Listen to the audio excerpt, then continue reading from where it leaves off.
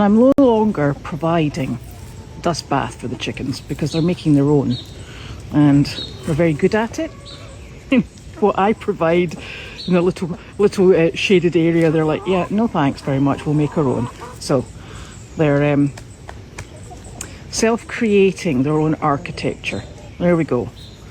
It works out for them because it's such sandy soil here, so it's a super job. And all these fallen trees actually they perch on them, so I'm leaving them as is for the moment, and then I'll eventually move them into a more sustainable area. There you go, there goes our next lady. Just making sure that it's quite to her liking. See, this is my buddy. I can't get rid of him. You're a good boy.